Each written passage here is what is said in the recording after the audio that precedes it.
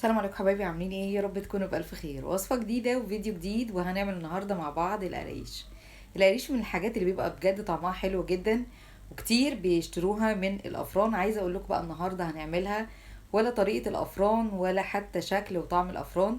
يعني عايزة اقول لكم كلها كده مختلفة. زي ما انتم شايفين شكلها كيوتة وجميلة، وهنعملها بطريقة سهلة ما فيهاش تركات كتير حتى في خطوة التشكيل نفسه. زي ما انتم شايفين ده شكلها كده من جوه. طبعا عايزه اقول لكم حكايه بجد. ما تنسوش اللايك، خليكم معايا لاخر الفيديو ويلا بينا. عندي هنا بالنسبه للماده السائله نص كوبايه من اللبن. احنا نشتغل النهارده على نص كيلو من الدقيق. نص كوبايه من اللبن يعني 100 مللي من اللبن، يفضل جدا يبقى مبستر، بجد طعمه بيفرق جدا. هنا كمان عندي 80 مللي من الميه، بس انا هنزل بيهم تدريجيا. نزلت بنصهم والنص التاني هخليه كده على جنب. ضفت عليهم معلقه كبيره او 10 جرام من الخميره الفوريه، وكمان معلقتين كبار من السكر، يعني هيعادلوا كده 30 جرام. وابتديت ان انا اقلبهم بشكل كويس جدا. للناس اللي هي مش متأكدة من الخميرة لازم تعمل تيست الأول قبل ما تضيف مكونات كتير وتبقى خسارة على الفاضي. بالنسبة للدقيق زي ما قلنا نص كيلو، ولو عايزة طبعا تضعفي الكمية هتضعفي كل المقادير. ضفت بس هنا ربع معلقة صغيرة من الملح، وقلبتها بشكل كويس جدا. الملح عايزة اقول لكم هنا ضروري جدا، بيبرز عندي طعم النكهات اللي في قلب الوصفة اللي انا بعملها. نيجي هنا بقى عندي للمادة الدهنية. عندي كوباية كاملة من السمنة، سمنة على زبدة، سمنة على زيت، بس طبعا ما نكترش كمية الزيت كتير عشان ما ينشفليش القوام بتاع القرايش. انا طبعا النهاردة استعملت سمنة بس، لكن زي ما قلنا في كذا اختيار تاني.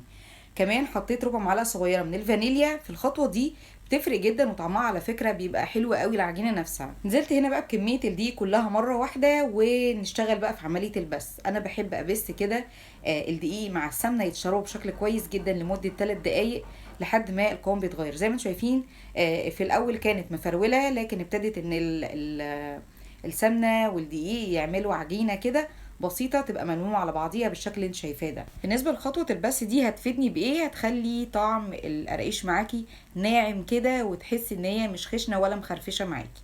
بصي بقى كده بعد ما خلصنا خطوه البس ديت العجينه بقت معايا تمام جدا. هنزل هنا بقى بالخميره اللي احنا دوبناها في لبن وميه وسكر، هنزل بيها كلها مره واحده. بعد كده بقى اثناء ما انا بشغل العجينه في العجان او حتى على ايديا، هشوف لو العجينه محتاجه معايا ميه هزود بقيه الميه اللي احنا جنبناها في الاول خالص. لو مش محتاجه خلاص هكتفي بكده. وده هيرجع للدقيق نفسه، اللي هو امتصاص الدقيق للماده السائله. في دقيق بيحتاج ماده سائله كتير، وفي دقيق ما بيحتاجش، يعني المقدار اللي احنا كنا محددينه. لكن هنا بعد بقى ما ابتدت تلم عندي العجينه، هنا بقى كان زي ما انتم شايفين ما حطيتش طبعا كميه الميه كلها. كنت يعني حاسه ان هي لسه عايزه شويه كمان. العجينه حاساها بتقطع مش تمام قوي في ايديا، وعشان كده هديها بقيه المقدار اللي انا كنت محدده لها بصراحه. وكانت معايا بيرفكت، كانت معايا حلوه جدا. ده اللي احنا نشوفه دلوقتي. العجينه معايا حلوه قوي ومش عايزه اكتر من كده، يعني ما تزوديش اكتر من المقدار اللي احنا قلنا عليه دوت. بصي بقى العجينه عامله معايا ازاي، بقت ناعمه وطريه، وكمان مش مخرفشه كده ولا حتى مش ملمومه معايا من على الجناب. عايزه اوريلك اعرف ازاي ان العجينه معايا كويسه، ما تبقى مناعمه كده في ايديكي، ومن الجناب برضو متساويه ما فيهاش اي تعريجات خالص. هنا بقى ابتديت اطلعها عندي من العجان، وهسيبها عندي لما تستريح كده بتاع 5 دقايق. لكن انا مش عايزه اي تخمير خالص. وبالمناسبه ان احنا الدنيا حر قوي، فمش عايزين نكتر عليها اكتر من اللازم. احنا هنخمرها بعد التشكيل نفسه. وبالنسبه لمده العجن هي كانت حوالي 5 دقايق. ولو انت هتشتغلي بايديكي ما يبقاش عجن رايح جاي، هيبقى بالتبطيط لحد ما تلم معاكي العجينه زي ما شفنا بالشكل ده. نيجي هنا بقى للعجوه بتاعتنا. عندي 350 جرام من العجوه. العجوه دي كانت عندي بصراحه شغاله، يعني كان فيها سمنه ومعجونه ومش عايزه اي حاجه خالص. لكن لو عندك انت جايباها من بره هتبتدي ان انت تشغليها بمعلقتين كبار من السمنه السايحه الدافيه، ولحد ما تطرى معاكي وتبقى بالشكل اللي انت شايفاه ده. هنبتدي بقى نشتغل عندي في العجوه الاول تبقى جاهزه، على اساس ما اخدش وقت كتير والعجينه تخمر مني كده، ودي طبعا مش هتبقى احلى حاجه وخصوصا في الحر. هجيب عندي كيس من التلاجة بفتحه من تحت وفوق، واحط عندي العجوه من النص، وابتدي اشتغلها كده بالمردنه لحد ما تبقى معايا بالسمك اللي انتوا شايفينه ده. انا عايزه سمك رفيع مش تخين. هنا بقى طبعا بخلصهم كلهم. ونيجي هنا بقى للعجينه. كان عدى عليها بس 5 دقايق، ما كترتش عليها خالص. حتى لو تلاحظوا ان هي حجمها ما كبرش، يعني ما ضعفش ولا حاجه. هنبتدي بقى ايه ناخد جزء منها كده، ولو عندك مفرش سيليكون هتشتغلي عليه، لو ما عندكيش هيبقى كيس تلاجة من تحت وكيس تلاجة من فوق، والعجينة عندك من النص. وتبتدي ان انتي تفرديها على سمك نص سنتي، برضو مش عايزه السمك يبقى جامد لان هي بالفعل هيبقى لها تخمير وتسويه، فعشان ما تبقاش سميكه قوي وهي عجينه وبعد كده تستوي تكبر اكتر، فدي طبعا خطوه احنا مش عايزينها خالص. لكن من الاساس يعني نحدد احنا عايزين نعمل ايه، خطوات هتبقى موصله لبعضيها وفي الاخر نوصل لنتيجه هتبقى بجد راضيانه جدا. ده كده السمك اللي انا عايزاه. خلصت كده الطبقه اللي فوق وهبتدي اعمل الطبقه اللي تحت، هفردها بنفس برضو السمك بالظبط علشان الطبقتين يبقوا قد بعض وشكل بعض كده بعد التسويه، ما تبقاش فيه طبقه عاليه وطبقه يعني واطيه قوي. وعلى فكره ده بيفرق في السوا، يعني ممكن تلاقي الطبقه اللي فوق مستويه او الطبقه اللي فوق نيه واللي تحت مستويه قوي. وعايزه اقول لك بقى بالنسبه للتشكيل ما بياخدش وقت معايا خالص، اقدر اخلص الطبقات ديت، وكمان كنت مخلصه العجوه نفس الطبقات، وببتدي ان انا احطهم على بعض واشكل على طول، ما بياخدوش اي وقت خالص. لو عندك كميه حتى لو حد معاكي برضه هيقدر يساعدك وتخلصيها، وبجد يعني عايزه اقول لك النتيجه حلوه جدا وطعمها يبقى حلو قوي بالنسبه لك. هنا طبعا بعد ما خلصت عندي فرد، بجيب عندي الطبقه بتاعه العجوه وبحطها بالشكل ده. مش شرط يبقوا يعني محطوطين على بعض قد بعض بالظبط لان احنا هنشكل فيهم، وبحط عندي الطبقه التانية اهي بسهوله خالص ما فيهاش اي مشكله، وبايديا او حتى بمردنه، وبمشي عليهم تمشيه بسيطه خالص من غير ما ادوس ولا اضغط ولا اي حاجه. يجي هنا بالنسبه للتشكيل عندك بقى بالنسبه للقطعات ديت مدوره مستطيله قلب اي حاجه تقدري تشتغلي فيها زي ما تحبي. وعايزه اقول لك هم حتى سعرهم مش غالي ولا اي حاجه، وببتدي اشكل وبتطلع معايا بصراحه حلوه جدا.